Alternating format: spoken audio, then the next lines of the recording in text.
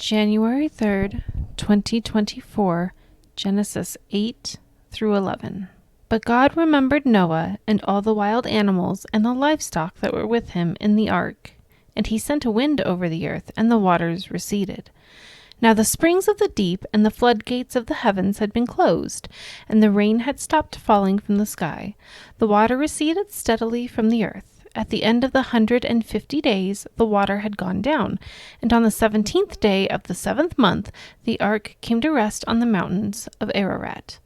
The waters continued to recede until the 10th month, and on the first day of the 10th month, the tops of the mountains became visible. After 40 days, Noah opened a window he had made in the ark and sent out a raven, and it kept flying back and forth until the water had dried up from the earth. Then he sent out a dove to see if the water had receded from the surface of the ground. But the dove could find nowhere to perch, because there was water over all the surface of the earth. So it returned to Noah in the ark. He reached out his hand and took the dove and brought it back to himself in the ark. He waited 7 more days and again sent out the dove from the ark. When the dove returned to him in the evening, there in its beak was a freshly plucked olive leaf. Then Noah knew that the water had receded from the earth. He waited 7 more days and sent the dove out again, but this time it did not return to him. By the first day of the 1st month of Noah's 601st year, the water had dried up from the earth. Noah then removed the covering from the ark and saw that the surface of the ground was dry. By the 27th day of the 2nd month, the earth was completely dry. Then God said to Noah, "Come out of the ark, you and your wife and your sons and their wives. Bring out every kind of living creature that is with you, the birds, the animals, and all the creatures that move along the ground, so they can multiply on the earth and be fruitful and increase in number on it." So Noah came out together with his sons and his wife and his sons' wives. All the animals and all the creatures that move along the ground and all the birds, everything that moves on land, came out of the ark, one kind after another. Then Noah built an altar to the Lord, and, taking some of all the clean animals and clean birds, he sacrificed burnt offerings on it. The Lord smelled the pleasing aroma and said in his heart, "Never again will I curse the ground because of humans, even though every inclination of the human heart is evil from childhood. And never again will I destroy all living creatures as I have done. As long as the earth endures, seed time and harvest, cold and heat, summer and winter, day and night will never cease." Genesis 9. Then God blessed Noah and his sons, saying to them, "Be fruitful and increase in number and fill the earth. The fear and dread you will fall on all the beasts of the earth and on all the birds in the sky, on every creature that moves along the ground, and on all the fish in the sea. They are given into your hands. Everything that lives and moves about will be food for you. Just as I gave you the green plants, I now give you everything. But you must not eat meat that has its lifeblood still in it. And for your lifeblood, I will surely demand an accounting. I will demand an accounting from every animal and from each human being too. I will demand an accounting for the life of another human being. Whoever sheds human blood, by humans shall their blood be shed, for in the image of God has God made mankind. As for you, be fruitful and increase in number, multiply on the earth and increase upon it." Then God said to Noah and to his sons with him, "I now establish my covenant with you and with your descendants after you, and with every living creature that was with you, the birds, the livestock, and all the wild animals, all those that came out of the ark with you, every living creature on earth, I establish my covenant with you. Never again will all life be destroyed by the waters of a flood. Never again will there be a flood to destroy the earth." And God said, "This is the sign of the covenant I am making between me and you and every living creature with you, a covenant for all generations to come. I have set my rainbow in the clouds, and it will be the sign of the covenant between me and the earth. Whenever I bring clouds over the earth and the rainbow appears in the clouds, I will remember my covenant between me and you and all living creatures of every kind. Never again will the waters become a flood to destroy all life. Whenever the rainbow appears in the clouds, I will see it and remember the everlasting covenant between God and all living creatures of every kind on the earth." So God said to Noah, This is the sign of the covenant I have established between me and all life on the earth. The sons of Noah who came out of the ark were Shem, Ham, and Japheth. Ham was the father of Canaan. These were the 3 sons of Noah, and from them came the people who were scattered over the whole earth. Noah, a man of the soil, proceeded to plant a vineyard. When he drank some of its wine, he became drunk and lay uncovered inside his tent. Ham, the father of Canaan, saw his father naked and told his 2 brothers outside. But Shem and Japheth took a garment and laid it across their shoulders. Then they walked in backwards and covered their father's naked body. Their faces were turned the other way so they would not see their father naked. When Noah awoke from his wine and found out what his youngest son had done to him, he said, "Cursed be Canaan, the lowest of slaves will he be to his brothers." He also said, "Praise be to the Lord, the God of Shem. May Canaan be the slave of Shem. May God extend Japheth's territory. May Japheth live in the tents of Shem, and may Canaan be the slave of Japheth." After the flood, Noah lived 350 years. Noah lived a total of 950 years, and then he died. Genesis 10.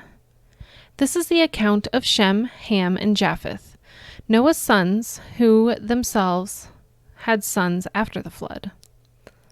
The sons of Japheth: Gomer, Magog, Madai, Javan, Tubal, Meshech, and Tyrus.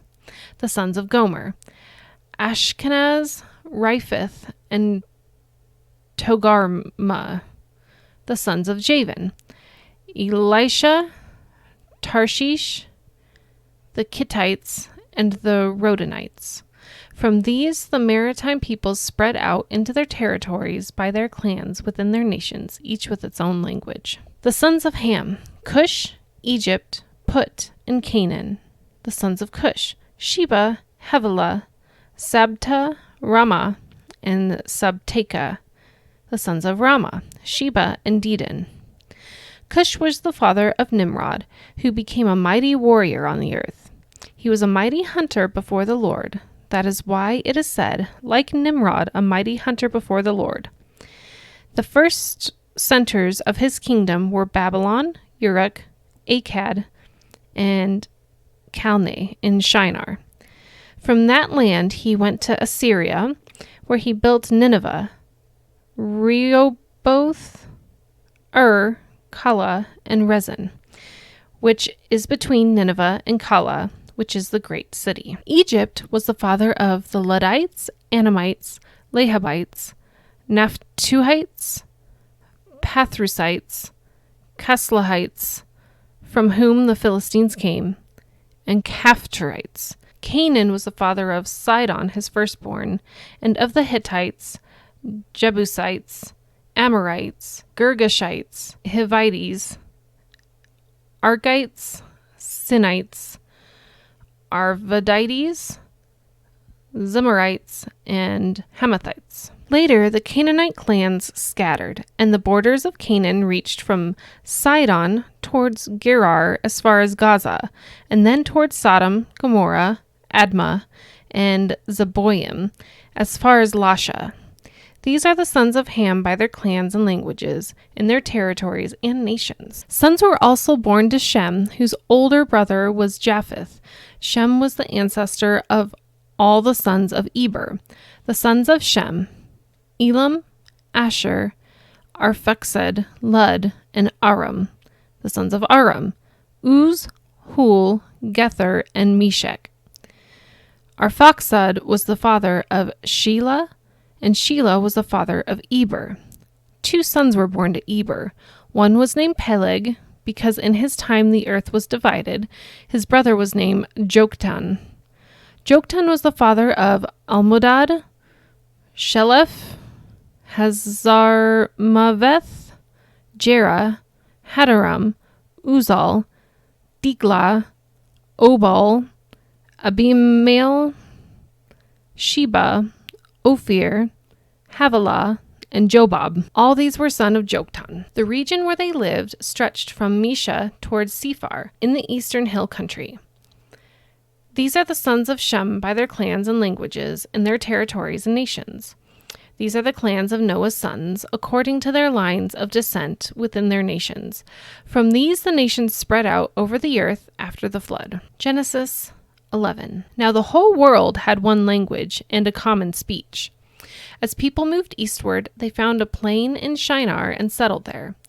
They said to each other, "Come, let's make bricks and bake them thoroughly."